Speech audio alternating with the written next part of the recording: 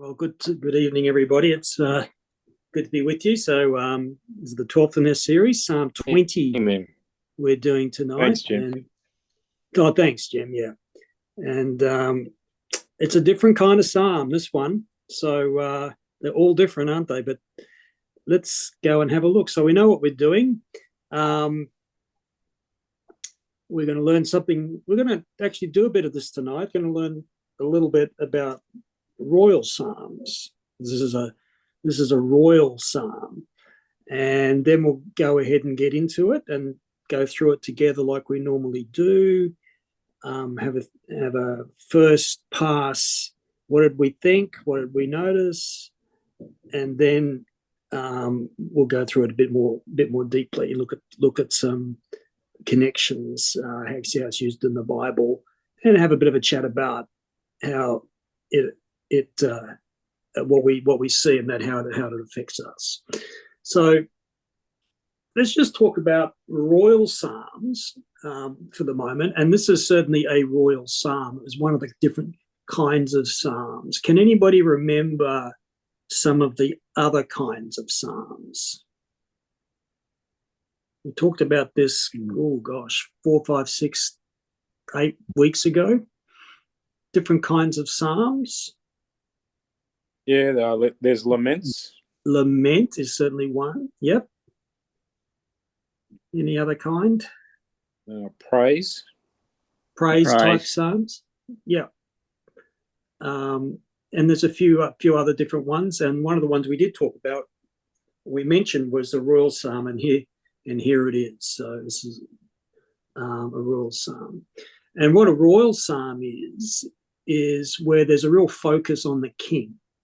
And of course, in Israel's case, it was the Israelite king, and usually that king came from the line of David. David himself being one of the main kings of Israel, about 1000 BC, reigned for about 40 years.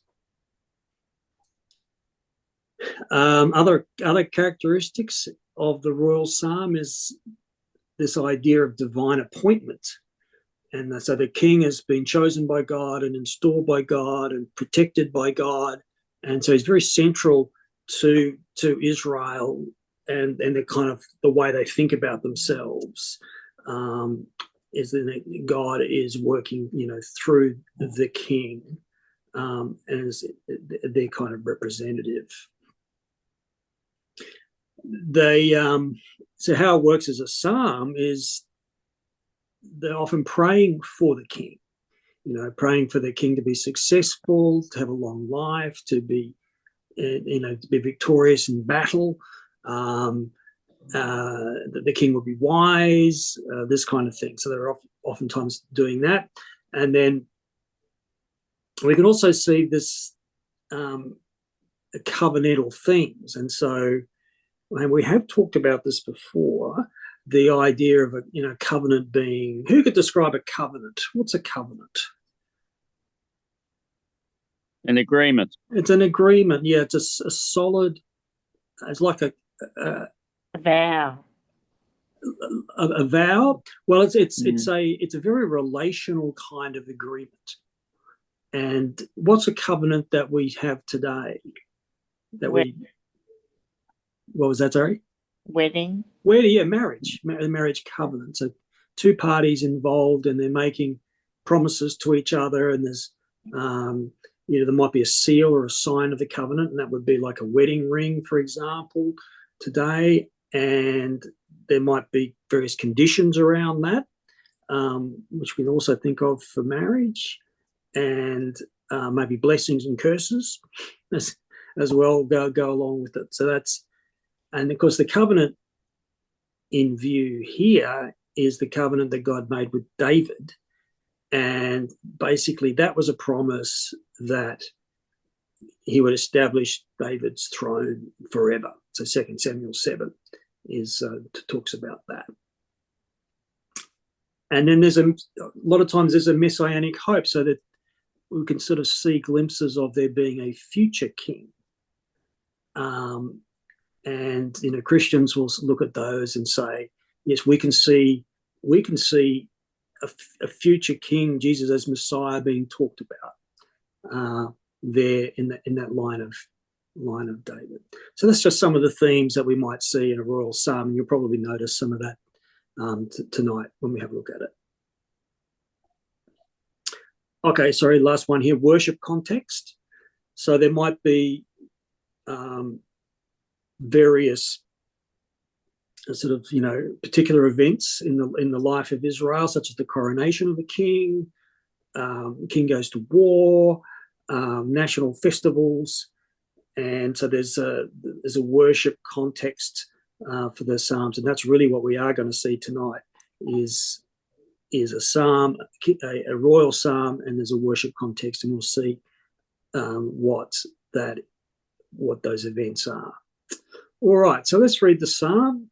Think about its images that come to mind, how it uses the words.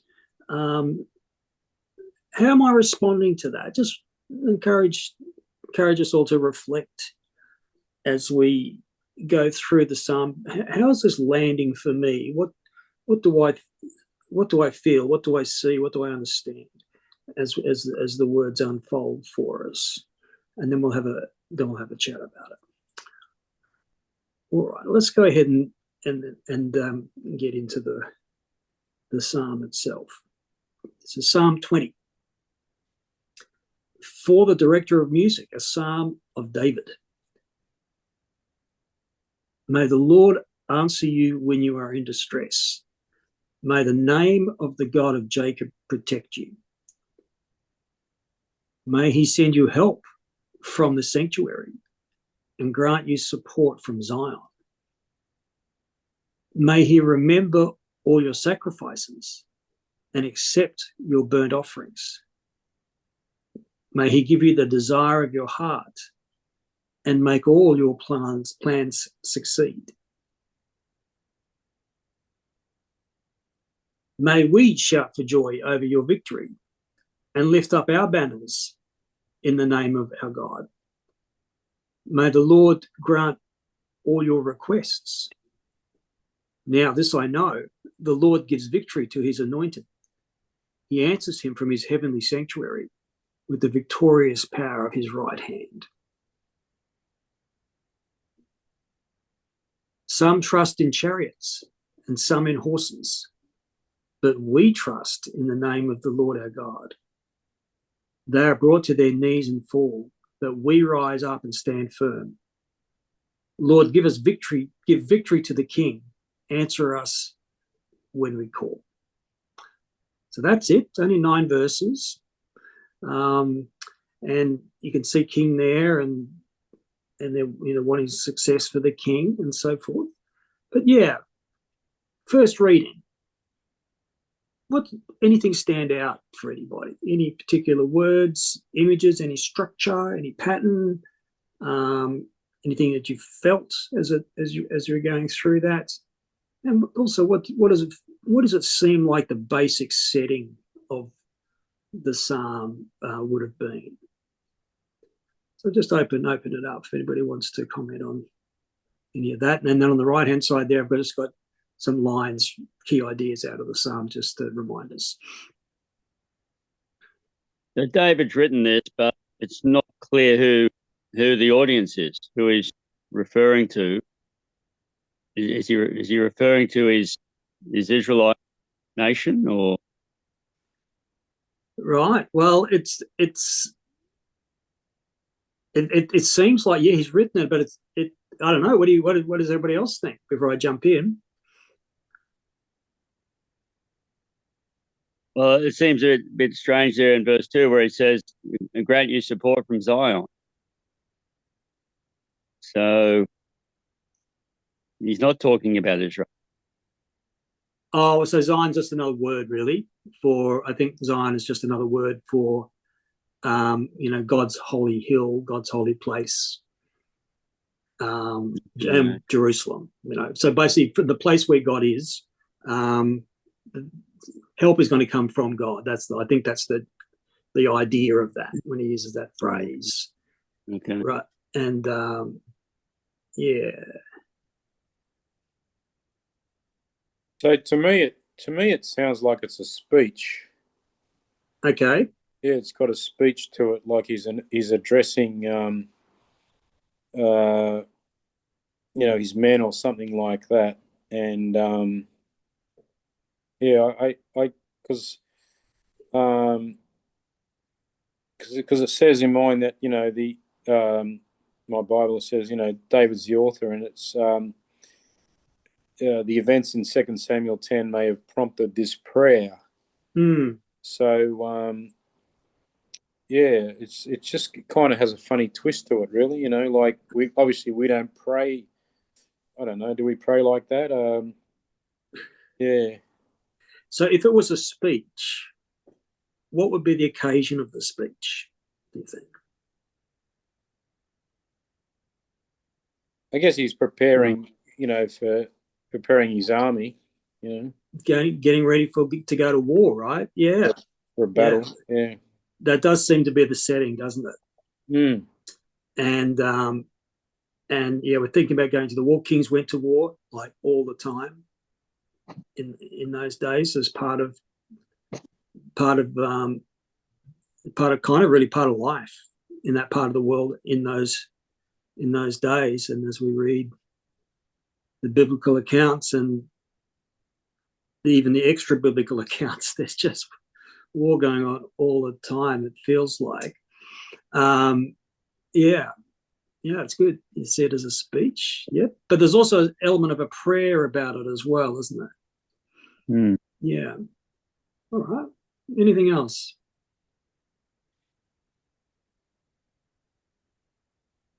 What's the mood like? What's the mood?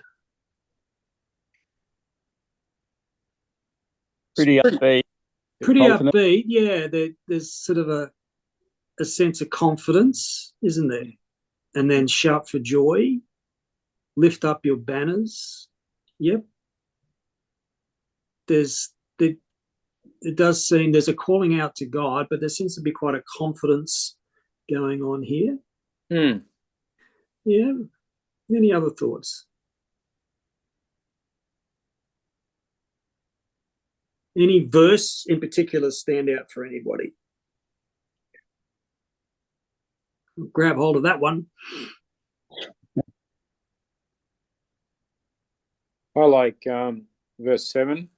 Some trust in chariots and some in horses, but we trust in the name of the Lord our God. Okay. Mm. And what do you like about that? I think it's just a reminder that, you can, they might, obviously they would have, armies would have lots of chariots and lots of horses. Yeah. Don't really know how many David's army had, but they weren't relying on that, Yeah. Mm. And we'll talk a bit more about that actually as we go through in a bit more detail. All right, all good. Okay, that's a good first pass at it. Let's dig in and look at it a little bit more closely. Just before we do, we're going to talk about all of this war, and I've just got a paragraph here from a commentary from the Word commentary series. Yeah, just interested in any thoughts on this. So it says, so the preparation for war was twofold. First, there must be practical and military preparation, for it would be impossible simply to sit back and wait for a miracle to happen. They have to get their army ready. They've got to be trained. They've got to have weapons. They've got to have food, supply lines, strategy worked out, all this kind of thing. Second, there must be religious preparation, which is here reflected in Psalm 20. For it would be equally irresponsible to hope that anything lasting would be achieved merely in human strength. The formal act of worship prior to battle, which is reflected so clearly in Psalm 20, would affect and influence the actual action on the battlefield, which was to follow. Yeah. Any thoughts about what that commentary is saying there?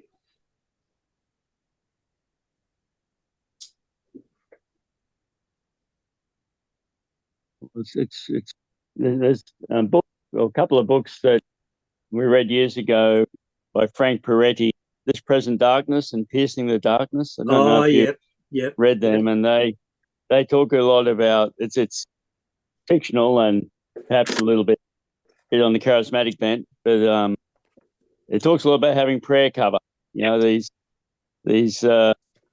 angels and demons are battling, and you know, the more prayer cover, then the more successful the angels are. Right. Okay. So so that's that idea there of the religious preparation, if you like. Yeah.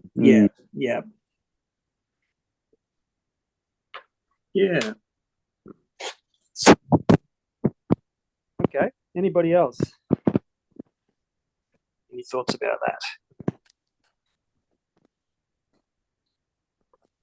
I guess I as think well. think about. I think Sorry. because there is quite a lot of war in the Bible, and it's good to think about. Okay, what's going on here? You know, is that just the way the world is? I think we have to have some thinking about that. You know, and particularly as who knows what's going to happen in the Middle East today, right? Is the whole thing going to blow up, or what's going to happen? It certainly is a part of life and a part of the world. Alrighty, let's have a look at the psalm. Even with not war as such, but I remember when COVID was happening, and Scott Morrison often said that he was praying for for a solution and for Australia to be safe and all the rest of it. And he copped a lot of flack for that. Yeah. And, you know, people were like, well, stop praying and do more, you know, do something, you know. Don't bring that religious stuff in here. Yeah. Well, actually, that's a good segue into this. So just thinking about this, because it is sort of, this psalm is directed at the king. So how do we relate to it? What's going to be our point of contact? So here's some thoughts. Since this psalm is primarily a psalm expressing hopes and support for the king of Israel, how can we interact with it? You know, we're not the king of Israel. So how do we interact with psalms like this? So think about that. God's sovereignty and rule through the king. So the king is a conduit of God's rule on earth. So one way we can interact is kind of what Barry was just saying, is to pray for wisdom in our leaders. And certainly there's verses in the New Testament, aren't there, that talk about, you know, pray for those the governing authorities and things like that. And yeah, that's a good thing. That's something we can certainly do. I think Romans 13 talks about that. The idea of justice and righteousness. The king is meant to uphold God's justice and care for the poor and oppressed. So that's one of the role of the king. A good king in Israelite society would be taking care of all of the people, making sure needs are being met, making sure there's justice in the land, that kind of thing. So that's a reminder for us as well about justice and, you know, thinking about the poor, thinking about the oppressed, and helping them. And then there's a theme of hope and continuity. Royal psalms often look forward to a time when God's purposes through the king will be fully realized. And we would see that as Jesus as king. So there's a few ways that we can sort of try and connect with what's going on with these royal psalms and the kings in there. All right, well, here's our psalm in a bit more detail. May the Lord answer you when you're in distress. May the name of the God of Jacob protect you. May he send you help from the sanctuary and grant your support from Zion. May he remember all your sacrifices and accept your burnt offerings. May he give you the desire of your heart and make all your plans succeed. So I had a few thoughts here. One of the things we notice straight off the bat is you see that may at the beginning of, it's there 5 times in those 4 verses. May the Lord answer you. May the name of God protect you. May he send you. May he remember.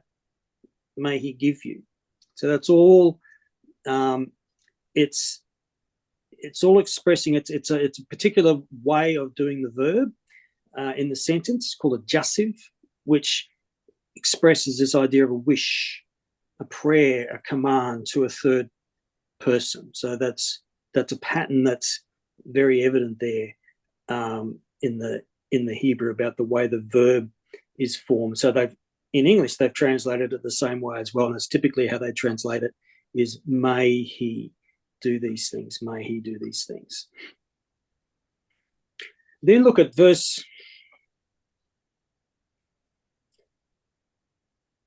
2 to 4. I thought I saw a little chiasm in here.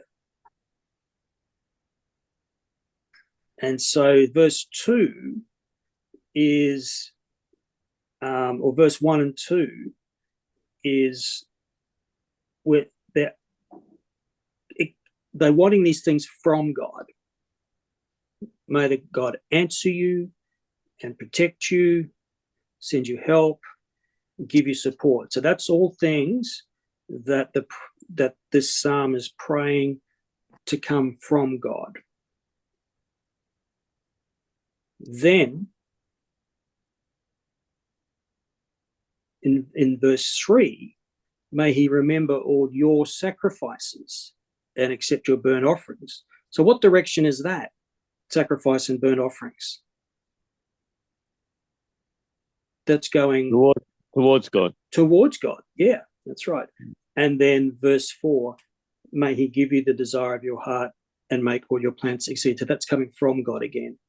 So I like that idea of that God's blessing surrounds this idea in the middle of our worship.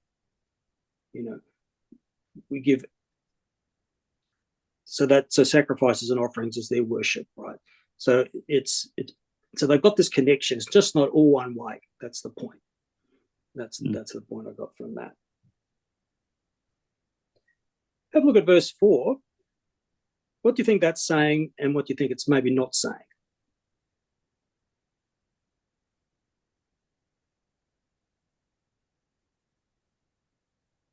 Well, it's a request, a plea for life to go well, but it's not. Well, he knows better than to think that we're going to have a bed of roses and never going to, stumble or be sick or whatever. Yeah. It's good. Yeah, that's right, isn't it? Because we can read a verse like that. May he give you the desires of your heart, make all your plans succeed. And that sounds really great. And I'll put that one on the fridge. Yeah. But is it of that? Should we do that? I guess is a question. You see a verse like that, a psalm like this. Should we take that as like a cast iron promise? What's everybody think? Well, it's sort of, they're not, he's not sort of controlling God, but leaving it up to God to give them the desires of their heart, sort of thing. So, and so often, in our lives, we can be more direct and say, well, we want this and want that. But in this case, it's leaving it up to God. Yeah. And whose desires, by the way?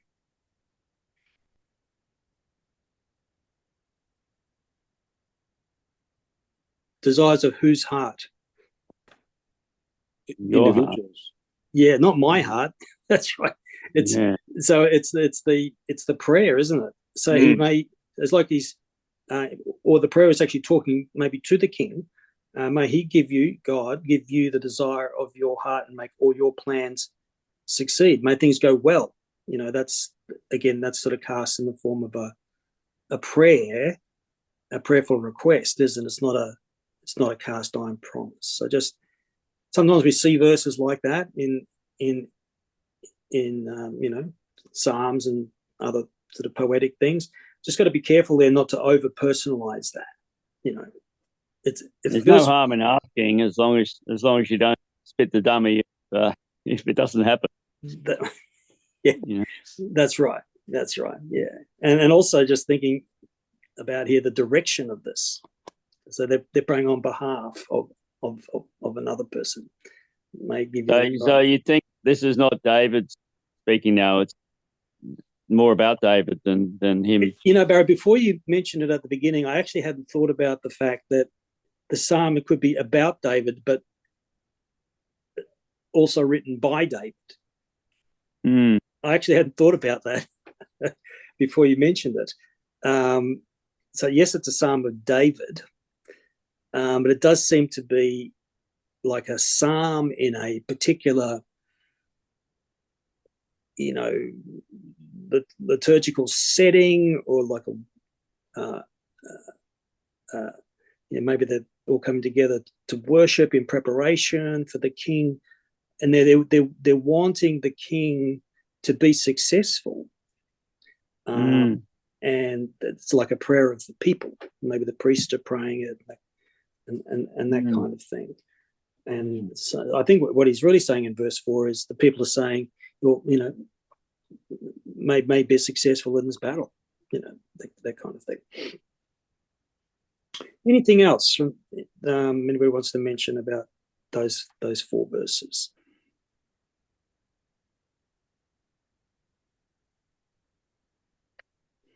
All righty.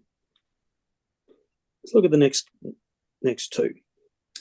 May we shout for joy over your victory and lift up our banners in the name of our God. May the Lord grant all your requests. Now this I know, the Lord gives victory to his anointed. He answers him from his heavenly sanctuary with the victorious power of his right hand. So the people are looking forward to winning, military victory. May we shout for joy over your victory and lift up our banners, our flags, in the name of our God. May the Lord grant all your requests. So they know the king's praying there as well. So it's the same idea as we had before. But then there's a bit of a turn, isn't there? Now this I know, the Lord gives victory to his anointed. He answers him from his heavenly sanctuary and with the victorious power of his right hand. So it becomes clear now what these requests are all about. So what are they requesting about? Victory in battle. Victory in battle, yeah. And over the nation's enemies. And then there's a special status that the king has. It talks about the anointed. The Lord gives victory to his anointed. So what does it mean to be anointed? Chosen. And what sort of happens in an anointing? Oil. Some sort of ceremony. Special ceremony. Yeah, Lisa. Oil. There's oil, yeah. So a special ceremony, usually like a prophet would be there, and they anoint the king's head with oil. So Samuel did that for David, way before he actually, was on any throne. So it's a way of showing this divine favor. So it's a very deliberate thing. And the word for anointing is Mashiach, where we get the word Messiah. And so what Messiah means is the anointed one. So chosen, anointed, a special role, special favor of God. So when they talk about, Jesus being the Messiah, that word is Jesus being the anointed one. and the word Christ comes from the Greek word Christos, which also means anointed. So that same anointed idea is Messiah and Christ, same word, one in Hebrew, one in Greek. So the Lord gives victory to his anointed. He answers him from his heavenly sanctuary with the victorious power of his right hand. So what's the mood there? Verse 6. Confident. There's a strong confidence, isn't there? Mm. Now this I know. And that's that word know is yada, which is the very intimate to know. Adam knew his wife. That's the same word. And it's just, there's intimate knowledge. The Lord gives victory. I'm extremely confident about this. He's going to get an answer. God has the power, the right-hand power there to grant victory. All right. I guess. Any other thoughts? Sorry, Yeah. Andrew. Yeah, it's quite a powerful psalm actually, because it's just, it's just giving like the confidence. It's giving them a confidence in God, not in themselves. Yeah, I like that. It's true, isn't it? Everything is very directed to God, and so they're confident, but it's not an arrogance, is it? No. It's because of God we can be confident. Yeah. And obviously they don't know if they're going to be victorious. But again, in that verse 5, he says, "We will shout for joy when you are victorious." And lift up banners in the name of our God. Yeah. Even then again, may the Lord grant all your requests. So it's still up to God, right? Yeah. He's got to actually grant it. Yeah. This is not a slam dunk. Yeah. Awesome. All right, well, let's have a look at the next couple of last few verses. Some trust in chariots and some in horses, but we trust in the name of the Lord our God. They are brought to their knees and fall, but we rise up and stand firm. Lord, give victory to the King. Answer us when we call.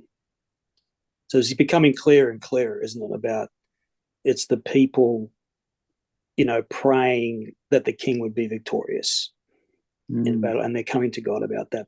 Answer us in our call. So, what would be the equivalent for us, or the equivalent for you, about this idea of, it says, some trust in chariots and some in horses, but we trust in the name of Lord our God. So Craig mentioned that. I think it was Craig mentioned that before. What's that saying in verse 7 there? Well, horses are powerful and, more powerful than men. So on the surface, they should be something that you would trust in. All I need is a better and better equipped army, bigger and better equipped army. Yeah.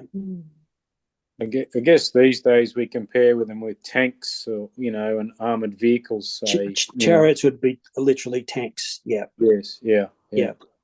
And you notice when they talk about chariots sometimes, and around the time of David, they single some out and say some chariots with iron, because this is right in the Iron Age. And so if you had iron, man, that was like, a tank that no one else had, sort of thing. So because if you didn't have chariots, what did you have? It was just hand-to-hand combat. And you had horses, you had a cavalry, You had chariots, you had tanks, in essence. Yeah. Yeah, what would be the equivalent for us to be able to say that? Some trust in chariots and horses, but what sort of things do we trust? Can we trust in? The bank balance. Oh,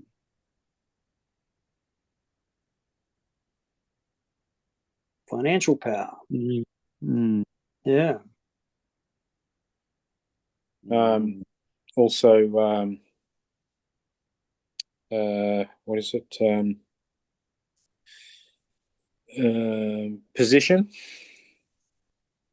Position. Sometimes even just talent or expertise. Gift of the gab, maybe,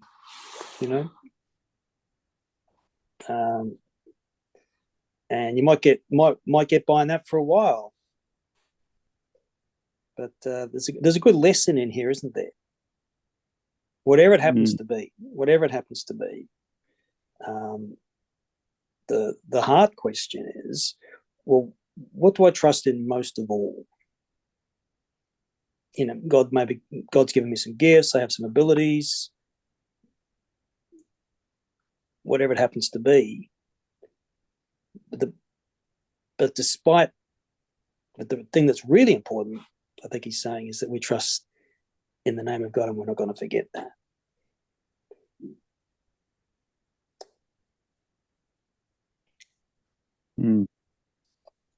Verse 8, they are brought to their knees and fall, but we rise up and stand firm. That's a bit of parallelism, but the opposite type of parallelism. So coming to their knees versus rising up and standing firm. And Lord, give victory to the King, answer us when we're called. So the sort of final plea to God, give victory to the King, answer us when we call. They're confirming their trust in God's name. And that brings us to the end of the psalm there like that. So, a bit of poetry.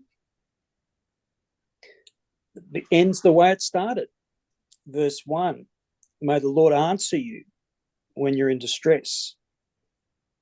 And then the last line is, answer us when we call. So they often do this. This is an inclusio, like bookends, on a shelf. And it starts with something, and then it goes through. So what is it going to take for God to answer? How do we need to be? What we need to not forget? What do we need to hold dear for that to work out? And then the final thing at the end, answer us when we call. There's some words which get repeated, and quite a few times the word name is there. And sometimes that's a bit of an insight into what's important in the psalm. So name gets repeated, fulfill gets repeated, remember gets repeated, answer gets repeated a number of times, and then quite a lot of parallelism. So those first 4 verses, the second line is like a reflection of the first line. That happens for those first 4 verses. So it's fun in terms of the sort of the Hebrew poetry idea. There's quite a lot going on in that psalm. All right. On to biblical connections. Deuteronomy 17:16 says, the king should not acquire many horses and chariots. And it's a very interesting passage. We'll have a look at that. And then I also want to share a passage from 2 Chronicles where Jehoshaphat is preparing for a battle, and he prays, and there's quite a lot of similarities to this psalm because it's a very similar sort of situation. So it's interesting to study that out. But let's have a look at this Deuteronomy 17 here. So Deuteronomy, this is basically a manual for the king. When you enter the land the Lord your God is giving you and have taken possession of it and settled in it, and you say, let us set a king over us like all the other nations around us. Because remember, at that point in time, they didn't have a king. And now that it's saying, okay, you guys are going to be asking for a king one day. Be sure to appoint over you a king the Lord your God chooses. He must be from among your fellow Israelites. Do not place a foreigner over you, one who is not an Israelite. The king, moreover, must not acquire great numbers of horses for himself, or make the people return to Egypt to get more of them. For the Lord has told you, you are not to go back that way again.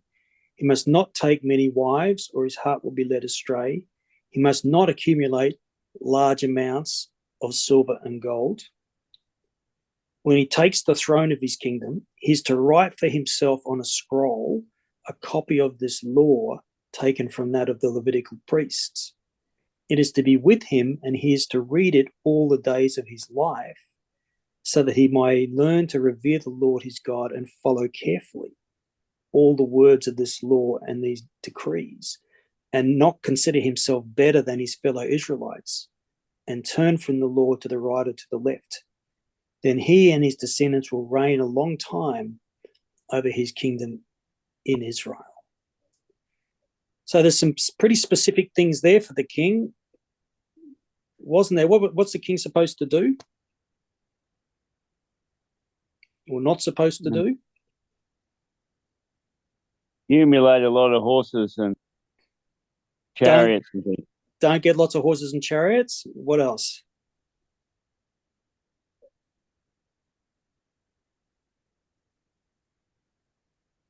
Don't go back that way again. Don't go back that way again. Don't have many wives. Don't accumulate many Silver wives. and gold. Yeah. Don't get large amounts of silver and gold. And then what's one thing he's supposed to do?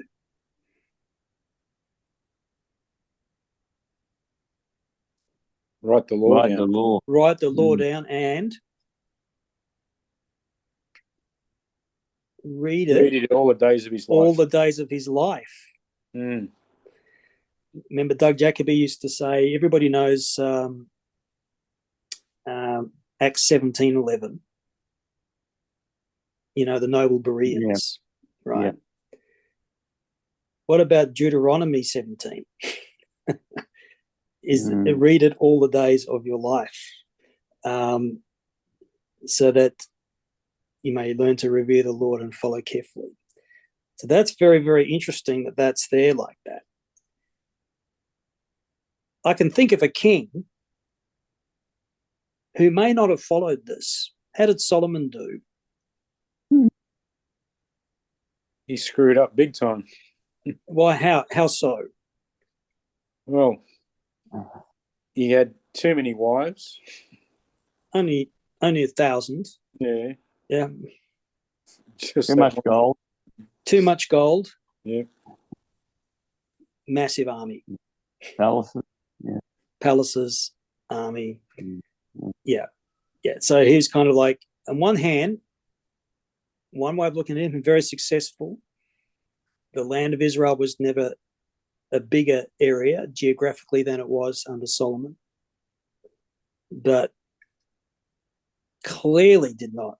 It's night and day opposite, isn't it? And his heart went astray from God. So the exact thing that he did was what this is warning about.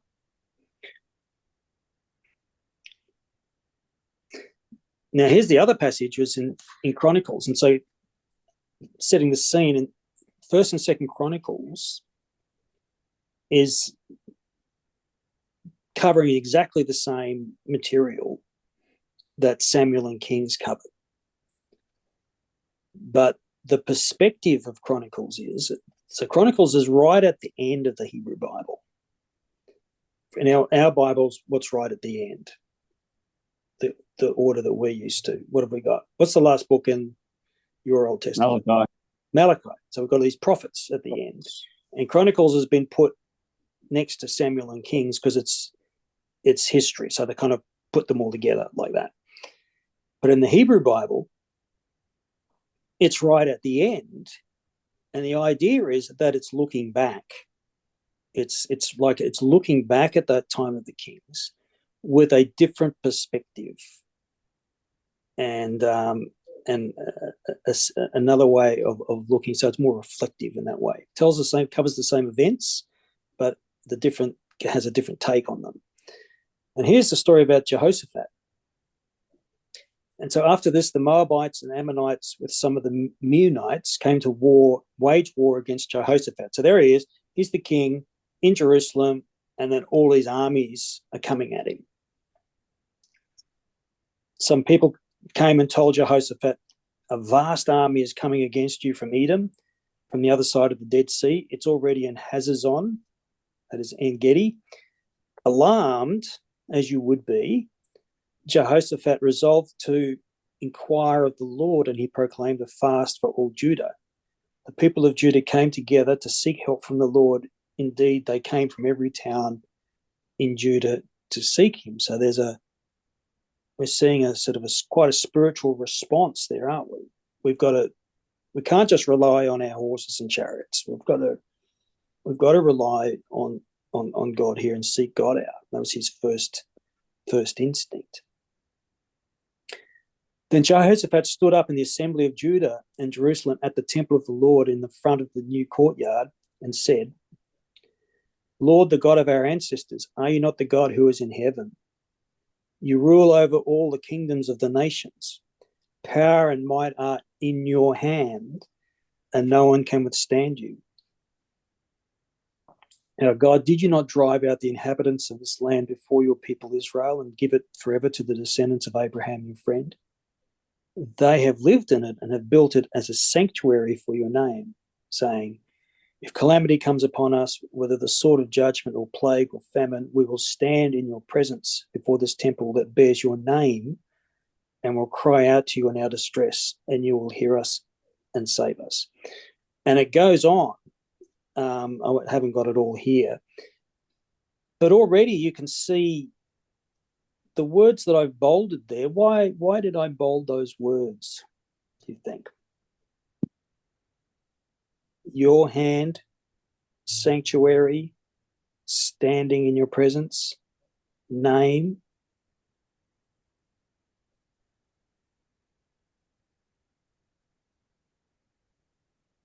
There are words that are in this Psalm 20. Yeah. Same setting, a king going to war. Yeah. And coming to God before doing that and expressing the same sorts of ideas. And then if you want to do that, you can read the rest of his prayer, and there's quite a lot of similarities to what we read about in Psalm 20. So I thought that was interesting. Mm. All right. So that's brought us pretty much to the end here. So any thoughts or other questions or things like that? How's this impacted me? So what have you learned from our discussion that's encouraged you or challenged you or pleased you? Have you learned anything tonight that might help you prepare for a battle? What do you think about the confidence of the psalmist? Yeah, just some thought starters to get us going. We'll spend the last few minutes just having a think about these questions or anything else from the psalm. Verse 1, he talks about, or whoever wrote it talks about the God of Jacob, not the God of Israel. Yeah. Are they just kind of interchangeable? interchangeable, Barry? Yeah. Do we read anything into that? Or no, I think it's kind of interchangeable. Okay. Israel, Isaac, Jacob. Jacob because it was the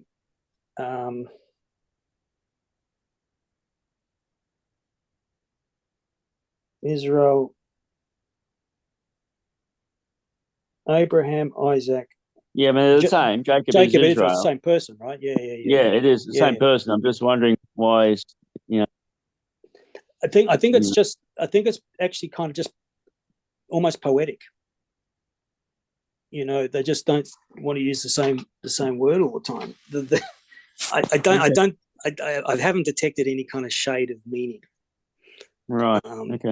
Yeah. And another one that gets used is Ephraim as well, which is kind of used in the same way. It's like it's a word that you use to talk about the group. So we could talk about South Sydney, or we could talk about Souths in Brisbane, or we could talk about the Magpies. Right. And it's the same sort of, we know it means the same thing. I think it's like, I could be wrong, but that's what I think it is. Okay. One of the teachers at school is named Ephraim. But he's Christian. He's Christian, not Jewish. Right. Yeah. Not a common name, is it? No. Jim, have you got any thoughts? Yeah, I learned a lot from this discussion. It's a challenge and in confidence also. Okay. In confidence that it's already revealed, it's already in the Bible, that already win the battle by Jesus Christ, and how it's gonna end, it's already written, and I will be with him as long as I stay on the path. I'm victorious already, and I'm thinking why I don't have that confidence. It is because of the Deuteronomy. I'm not reading my Bible properly. I'm trying to accumulate things that I should not. I put my trust on the world or something else. I think I should practice the Deuteronomy that the king should do, and keep it with him and on his phone, and then read it every day of his life. I think that's the key. Get that one thing down. Just building up that habit. Just building up that habit of just reading every day. I think it's very, very powerful. Yeah. Well, some great insights, Jim. Yeah. Lisa or Charlene, is there anything that you got from this tonight, or anything you'd like to share? I think answer the prayer. I'm inspiration about playing in your heart. That is inspiring about God and why and when.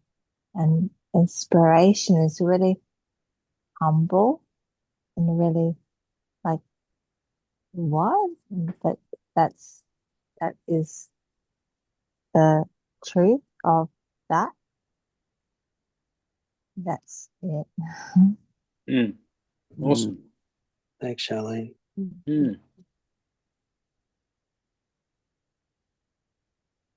I guess I've always thought when it said the Psalm of David, it was David's words, David writing it, but obviously it's a bit broader than that. Could be, yeah. It could be. He could be the collector of it. The subject. Or it's about him. Yeah, the subject. Yeah.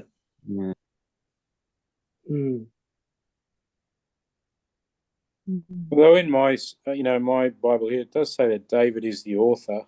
Yeah. And then it talks about we and us, so it's in the plural. But he could be writing he could also be like writing a script, right, for other actors to. Yeah. You know what I mean? It doesn't have to be him personally expressing. It does seem to be this kind of prayer for the king. You know, he could have still have written it. And other people express it. And some of the commentary I was reading was there would have been like liturgical. There would have been occasions where this psalm would have been read as part of a service, for example. So, and in which the people would be involved with doing that, or they would be, maybe the priest was leading it or something like that, and then the people were, amening to those things. So it doesn't just have to be David, sitting in a room praying these prayers. Now, some of the other psalms seem to certainly be that way.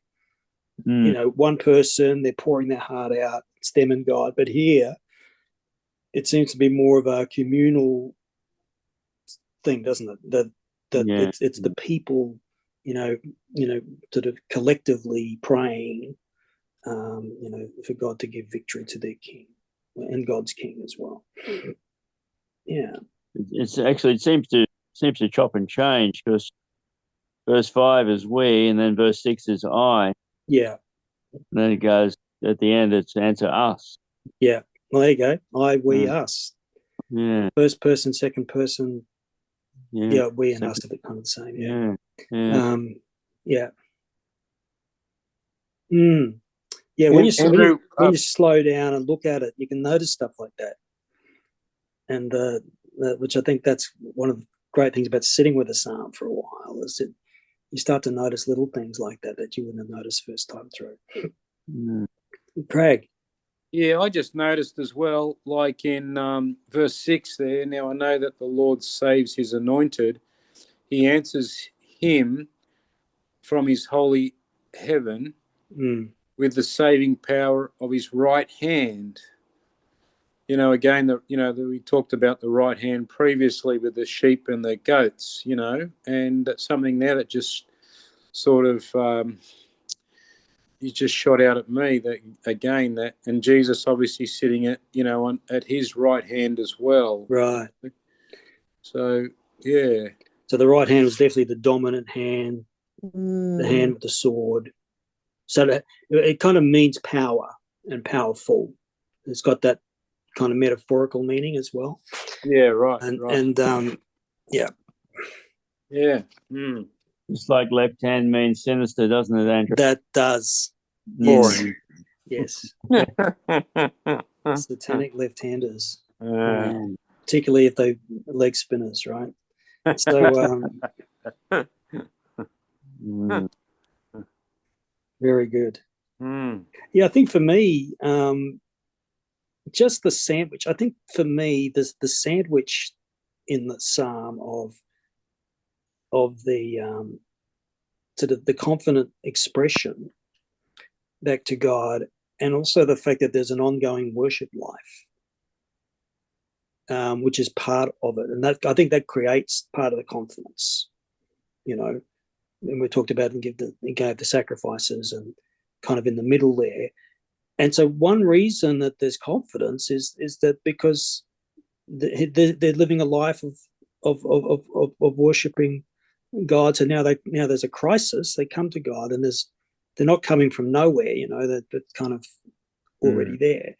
And this, they are going to prepare an actual army, but they're also going to go to God. So I think for me, as I just think practically for my life, it's I've got to, take care of things, look after things, make good plans, but make God part of those plans, and do those things together. So I think that sort of reinforces that sort of idea for me. Because as in our human nature, we want things, and there's a sense of we're entitled to it because we've done A, B, or C. Yeah. And in this case, the psalm is like, well, if we are, what in that verse,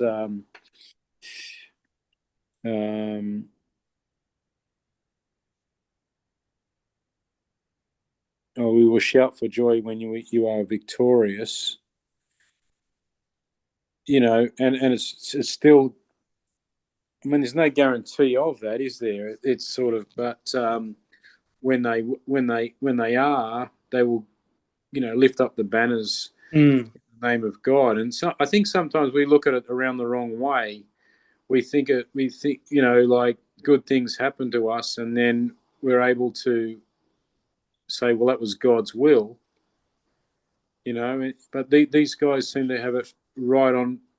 They're not sure, but when they're not getting ahead. They're not getting ahead of themselves. that's right. That's right. Yeah, God still has to grant it. Yeah. Yes. Yeah.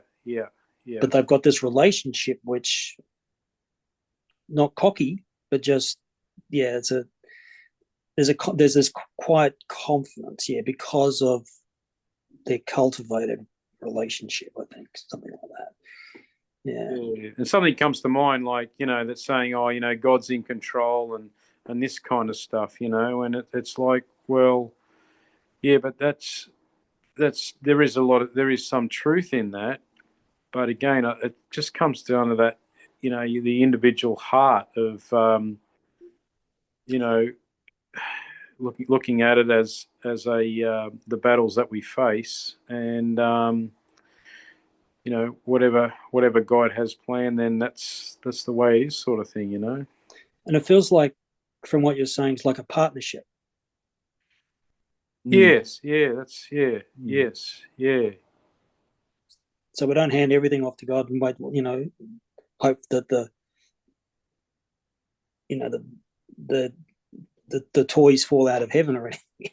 There's an ongoing active partnership, a continuous faithfulness, which I think then helps produce the calm confidence,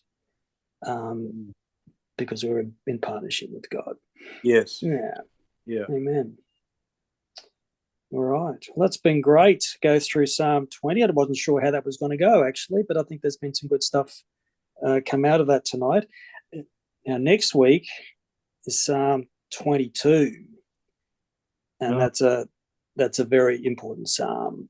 So it was one of the psalm that Jesus prays, and so I look forward to looking at that next week. Awesome. Amen. Thanks, everybody, for your contributions, and I'll pass back to Craig now. Thanks, Andrew. I hope everyone got something out of that tonight, and I think there's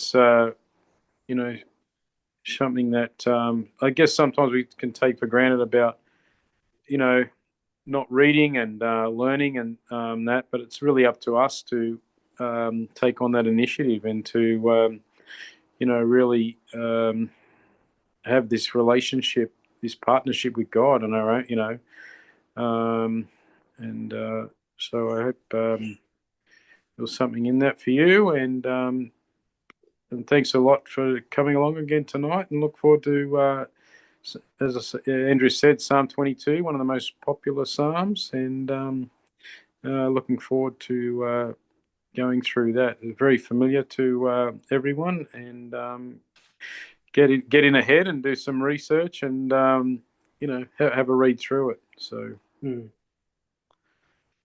that'll be great. So, all right. Thanks, everybody. Look forward to seeing everyone next week. Bye.